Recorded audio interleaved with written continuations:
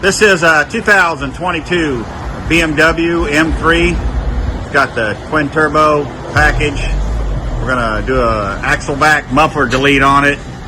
Delete this big factory dual in, dual out box. Leave the active exhaust valves there.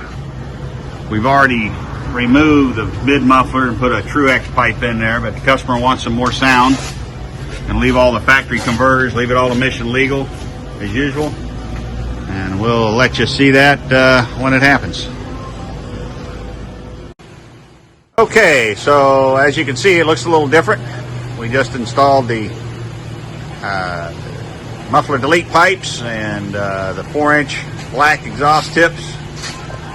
Like I said earlier, we did remove the factory mid resonator, put a True-X pipe in there. Give it a little bit of rumble. Let's see what it sounds like.